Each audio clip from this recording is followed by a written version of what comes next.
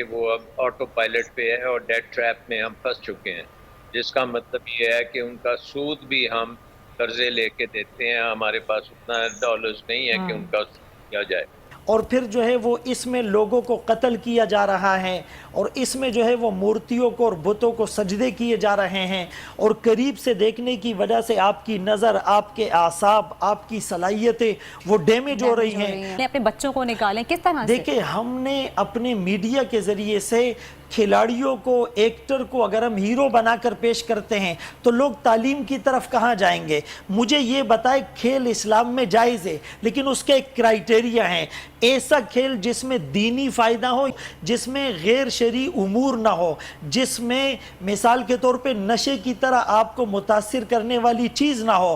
تو میڈیا کے ذریعے سے بھی نوجوان نسل کو تعلیم کی طرف، ایسے کھیلوں کی طرف جس میں جسمانی فائدہ ہو اور جو سویلائزیشن ہماری ہے اسلامی اور مشرقی اقدار کی طرف لوگوں کو متوجہ کرے۔ اس لیے کہ آئی ایم ایف نے کہہ دیا ہے ان کو کہ ہمارے پاس مت آؤ، کویت 18 تاریخ کو انافیشل ٹاکس کے لیے آؤ مت۔ کنٹرول پر اس کا حل کیا ہے؟ کیا ہے؟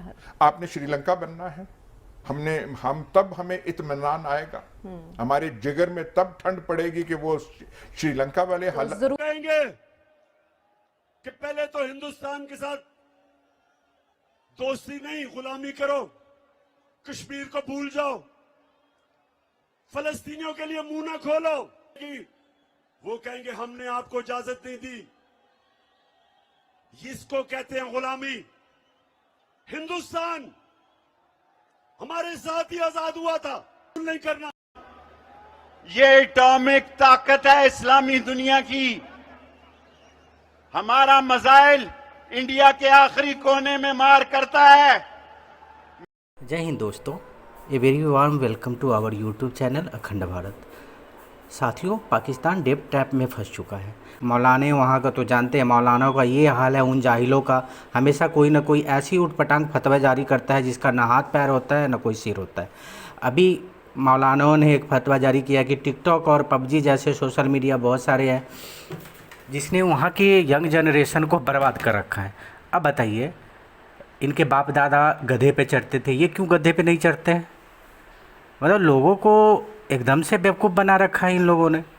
آئی ایم ایف نے ابھی پاکستان کو آنے سے منع کر دیا تھا، ابھی ایک پروگرام چل رہا ہے اس میں جانا تھا، بٹ آئی ایم ایف نے سیدھا بول دیا ہے کہ بھائی پہلے آپ اپنا پیٹرول کا پرائس یا جو بھی ہے سبسڈی وغیرہ ختم کرو، اس کے بعد میرے پروگرام میں آؤ، پھر ہم آپ سے بات کریں گے، ابھی کوئی بات نہیں کریں گے۔ اور سب سے پہلی بات ہے کہ سمجھ بھی نہیں آتا نا کہ وہاں بات بھی کس سے کرے۔ گورنمنٹ کون سا پاور، ایک تو آرمی پاور میں ہے، دوسری طرف یہ شہباز شریف، تیسری طرف شہباز شریف کے بھائی ہے وہ نواز شریف لندن میں بیٹھا ہے، یہ عمران خان الگ تانڈو مچا رکھے، بات کرے تو کس سے؟ کوئی گورنمنٹ ہی نہیں ہے، کوئی اسٹیبلٹی ہی نہیں ہے۔ تو چلیے چلتے آگے ویڈیو میں۔ اوپر جو قرضے چڑھے ہیں بیرون ملک، قرضے پرٹیکولرلی وہ پچھلے 10-15 سال میں بہت زیادہ بڑھے ہیں۔ پی پی پی کے وقت میں، پی ایم ایل این کے وقت میں یہ قرضے اتنے زیادہ ہو گئے تھے کہ وہ اب آٹو پائلٹ پہ ہے اور ڈیٹ ٹریپ میں ہم پھنس چکے ہیں، جس کا مطلب یہ ہے کہ ان کا سود بھی ہم قرضے لے کے دیتے ہیں، ہمارے پاس اتنا ڈالرز نہیں ہے کہ ان کا سود کیا جائے۔ السلام علیکم سبحان صاحب، کیسے ہیں آپ؟ الحمدللہ۔ صاحب کیا کہیں گے ہمارے معاشرے کا جو حال جا رہا ہے، جس طرح سے عدم برداشت، کہوں گے عدم برداشت انسانیت سے گری ہوئی حرکتیں ہو رہی ہیں ٹک ٹاک اور پب جی کے تھرو، آپ کیا کہیں گے اس بارے میں؟ ہم کس طرف جا رہے ہیں؟ نحمدہ و نصلی علی رسولہ الکریم۔ سب سے پہلے ہمیں یہ بات سمجھنی چاہیے کہ اس وقت عقیدے کی جنگ ہے، فلسفے اور فکر کی جنگ ہے، تہذیب اور ثقافت اور سویلائزیشن کی جنگ ہے۔ تو اس میں ہم مغربی الغار اور جو ویسٹرن کلچر ہیں، ہم غیر محسوس طریقے پر اس کی طرف جا رہے ہیں اور ایک نیگیٹو پرسیپشن کریٹ ہو رہا ہے، ایک ٹالرنس لیول 0 پر آ رہا ہے، یعنی جتنے بھی جرائم ہو رہے ہیں یا کرائم ہو رہے ہیں اور اس کا ریشو دن بدن بڑھتا جا رہا ہے، تو اس کے پیچھے جو مین انفلوئنس ہے وہ یہ ہے کہ عدم برداشت ہے۔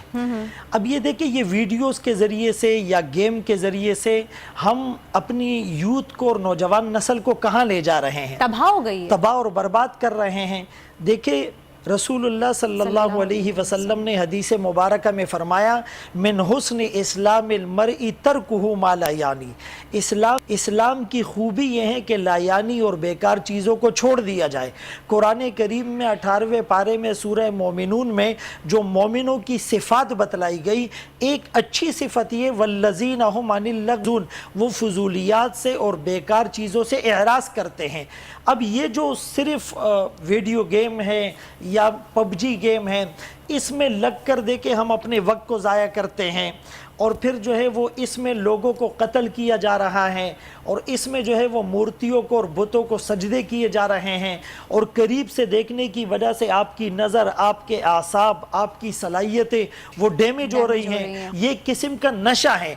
यानी जिस तरह नशा छोड़ना इंसान के लिए मुश्किल होता है, ये गेम भी एक नशा है। तो फिर इसमें आप नमाज कहाँ पढ़ेंगे, तिलावत कहाँ करेंगे, वालिदैन की खिदमत कहाँ करेंगे, ज़िक्र कहाँ करेंगे, आप मुआशरे में हलाल रोज़गार कहाँ करेंगे?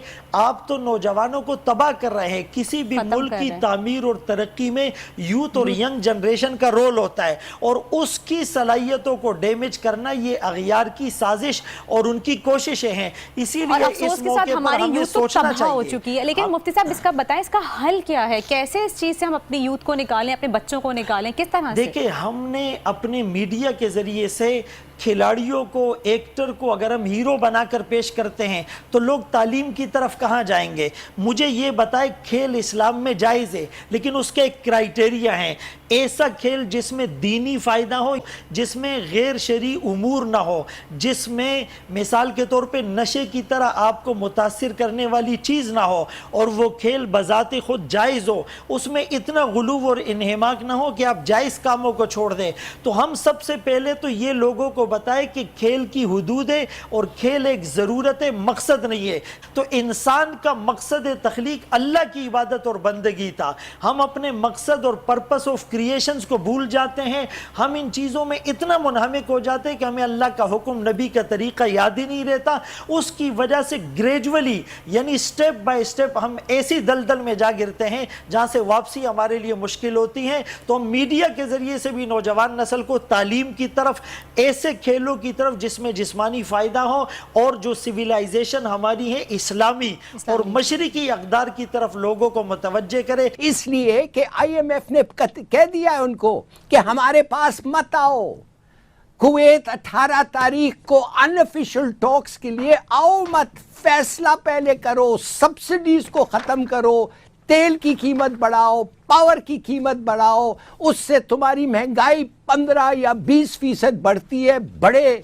और अगर रिवोल्ट होता है लोगों में, लोग बाहर आते आए, मगर एक ही हमारा कंडीशन है कि ये सब आप बढ़ा के हमारे पास आए और फिर हम जाके, ये तो खैर उन्होंने कहा नहीं, फिर हम जाके अमेरिका से पूछेंगे कि ये काफ़ी है कि नहीं, अमेरिका बहादुर।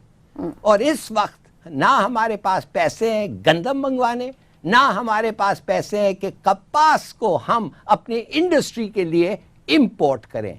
ये है ऐसा सिचुएशन जो इस वक्त 4 दिन में इन्होंने फैसले नहीं ले सके। वो IMF का प्रोग्राम उन्होंने इस तरीके से, अब माने माफ़ करिए, या उन्होंने या हमने इस तरीके से पेश किया कि अब उससे हम ब्लैकमेल हो सकते हैं। अब तो वो ना सिर्फ बेसिस चाहते हैं आपको, आप यू वोंट बी सरप्राइज, इसलिए I know you follow these things closely, ये न्यूक्लियर इंस्पेक्शंस चाहते हैं। मेरी बात बिल्कुल ये सही कह रहे न्यूक्लियर हो इंस्पेक्शंस डॉक्टर, आप चाहते बिल्कुल हैं। सही कह रहे हैं। बार बार हम क्या कहेंगे, आपने सारा कुछ वो बिल्कुल मुख्तसर से अल्फाज में कह दिया, डॉलर यहाँ जा रहा है, फलाना, everything is out of control. पर इसका हल क्या है? क्या है हल? आपने श्रीलंका बनना है, हमें इत्मीनान आएगा, हमारे जिगर में तब ठंड पड़ेगी कि वो श्रीलंका वाले जरूरत किस समर की है, कैसे इन हालात से निकला लेकिन जाए? यहाँ पे ऐसे लग रहा है कि सारों ने ये इरादा, ये मतलब ये वो ठान मारी है कि हमने श्रीलंका बनना है। एक आदमी से हमने बात करनी है, किसी मुल्क में एक आदमी से, हमने तुर्की पे बात करनी है तो तैयब एर्दोगान से बात करनी है, हमने अमेरिका में बाइडेन, पाकिस्तान में बात करनी है तो किस आदमी से बात करनी है?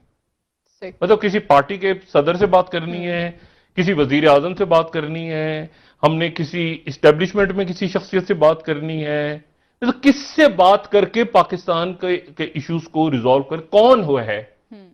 फॉरेन पॉलिसी मतलब JUIF की कुछ और है, बिल्कुल सर, पीपल्स पार्टी की कुछ और है, मुस्लिम लीग नून, मतलब कौन, मतलब कैसे ये, मतलब माशी पॉलिसी जो है वो मतलब IMF के पास जा रहे हैं, तो या क्या डिस्कस हुआ है कैबिनेट के अंदर? ये कैसे होगा? मतलब ये कैसे, मतलब अचानक आज रात को कीमतें बढ़ जाएंगी और लोग कल सोचेंगे कि ये किसने बढ़ाई हैं? ये मतलब ये एक इज्तिमाई फैसला था, काबीना का कोई इजलास हुआ, कुछ नहीं पता।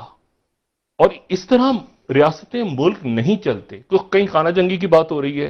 कहेंगे कि पहले तो हिंदुस्तान के साथ दोस्ती नहीं, गुलामी करो, कश्मीर को भूल जाओ, फलस्तीनियों के लिए मुंह ना खोलो, जो मर्जी इसराइल करे फलस्तीनियों से चुप करो।